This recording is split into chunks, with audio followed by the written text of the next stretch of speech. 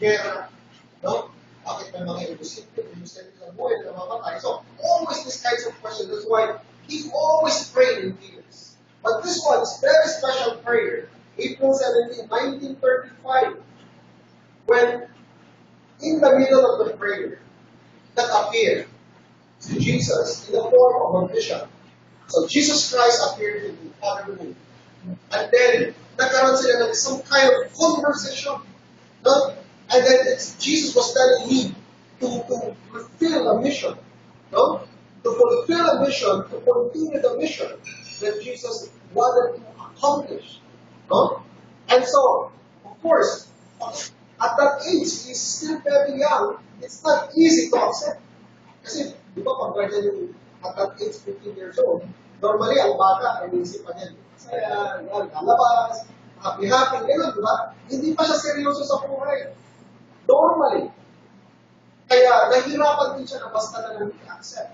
No? He struggled, but anyway, he cannot deny. It is a very realistic experience with Jesus. So, that was the turning point, commissioning of Samuel Moore by Jesus. No? It's like telling him, giving him a mission. And so, Father Moon, from that time on, actually, he has many questions in life. Isa sa mga tanong niya, yun nga, why is there human suffering? Ano ang nagpo-cause ng human suffering? If God is good, if God is a God of love, bakit na pinapabayaan na magdusa ang mga tao? So yun yung palaging mga tinatanong niya. So that's why all of these questions, ano ba talaga ang nangyari? Bakit naging masama ang tao? No? Yung mga ganong katanungan. So because of this, he wanted to search for truth. And he even wandered, pupunta siya, no? He wandered into the spiritual world for many years. No? He can go to the spirit world. And then doon sa spirit world, he can ask many questions. No? He can ask the spirits, he can ask the people who live in the past. So nagkaroon siya ng parang searching, of asking for truth. So, and then, he went there in the spiritual world. Only God really knows how hard was the search for the truth. Actually, it's not easy. Physically, torture. And then spiritually also, he has to overcome, a lot of evil spirits. He cannot just get the truth easily. He has to fight out many big demons and many evil spirits. His greatest trials were offered for the sake of humankind. He suffered more than anyone to open the path of complete salvation. That's why, even though he received the mission when he was 15 years old, he couldn't start immediately. He has to build his own foundation. Hindi pwedeng nakareceive ng revelation, then he would just tell without any foundation. That's why nahirapan siya. During that time, he was building up. Jesus Christ also didn't just suddenly talk about he is the Messiah, no? It took him years, no? Bago na simula yung kanyang public life.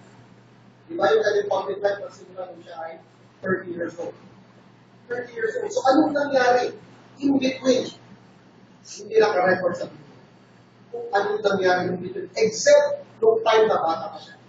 Di ba nung pupunta siya sa templo, nung time na yun. Pero in between, walang nakasulat. So that means during that time also, Jesus Christ was preparing himself for his public mission. In the same manner, Malicdem also went through this kind of preparation. He fought against myriads of forces of evil, both in the spirit and physical world. He had communicated with Jesus Christ and many other saints of the past. His deep spiritual experiences revealed secrets about God and His providence. Can you imagine? Ang isa sa kanyang mga talagang he searched for answer. Ano ba talagang nangyari sa Garden of Eden? Ano ba talaga ang root of sin? Saan nanggaling ang kasalanan? In order to get the answer, first you need to ask. You need to search. Where is Adam? Where is Eve? And then, tinatanong niya, ano ba talagang nangyari? Even confronting Lucifer face to face. And then asking, verifying what happened. And then sasabihin niya, ganito ba ang nangyari? And then, he cannot get answer immediately. And then finally, Lucifer told him what happened. Doon nalaman niya na ang root of sin is not eating yung fruit. Ituro sa inyo yan sa chapter 2. Hindi yung pagkain lang nagbawal na prutas, pero nagkaroon pala ng what? Illicit sexual relationship. First, between Lucifer and Eve, yun yung spiritual porn. Tapos ang sumunod doon, Eve tempted Adam to commit the porn also. So nagkaroon ng physical porn. No? So doon yan, nalaman niya kanina palang nangyari. That's why you can see talagang how evidence why the fruit is misuse of love. And then after that, he asked God, is this true? Ito ba talaga ang nangyari? And then to have that, hindi ka agad-agad God will not confirm immediately yung nangyari na yun. That's why he has to go through a lot of physical and spiritual torture. No? So, how do we recognize the Messiah? Actually, ito yung mga katanungan. Kasi, after you know, chapter 16 talks about that now is the last days. And then now is the time also that already, no? If you are talking of your timetable, pinakita yung timetable sa inyo, di ba? So, it's supposed to be already the Messiah has come. But many can claim to be the Messiah. Siguro, not anybody can claim. That's why we have to be wise. You know, in the Bible, we were taught about there is heavenly serpent. But the heavenly serpent, kapag tumingin yung mga Israelite doon, they will be saved. No? That means somebody, you need to be also wise to understand and to know how to recognize the Messiah. Ito yung mga katanungan na dapat sagutin. So, answer, we need to manifest the heart of God. Meaning, the heart of what? Suffering. Lifestyle of suffering for too long. And then dapat, hindi lang siya yung mag-claim ako Messiah, tapos na. He needs to reveal the new expression of truth. Just like when Jesus, nung dumating sa Jesus, sa Yesu Cristo, ano yung pinamalitan niya? Gospels, right? The gospel. Hindi lang niya pinalo kung ano yung tinuro niya during the time of Moses. No, hindi lang niya sinunod yun, kundi nagturo siya ng panibagong turo. We call that new expression of truth. So we need to bring that, reveal the origin of evil. If the Messiah's main mission is to eliminate evil, di ba yun ang mission of Messiah? To restore the world means I need to eliminate evil. I need to bring God's kingdom on earth. So how do I do that? Kung nandyan naman si Satan. Kung masama naman ang mundo. So dapat, the Messiah need to expose ano pa talagang nangyari. Ano pa talagang kasalanan. So he needs to reveal the origin of evil.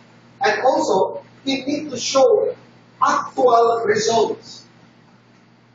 Ito actually napaka-kalaga. Many can claim that I am the Messiah, but you have to see by the fruits you will see. Ano ba talagang nagawa? No? Sometimes you don't need to even see, but let's look at what he has done, kung anong ginagawa, and then you will see not many people can do. No? That's what you can see. Itong tao na ito. Itong tao na ito. But look at the actual results. No? Ano ba talaga ang ginagawa?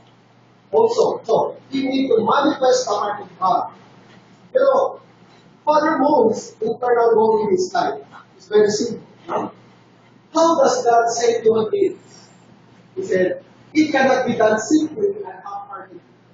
Whether it is a nation or a group of people, he has to have the most chongso. You know what's chongso? Korean word yan. Ibig sabihin, utmost sincerity or emotion.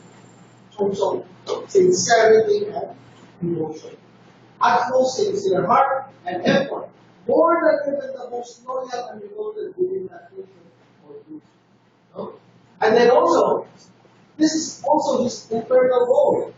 If, sabi niya, no? If God's heart and efforts are less than any of the people in power or anyone who have made sincere efforts within Satan's realm or nation, then God cannot save even one person in that realm. Sabi niya, ano kung si Satan na, no?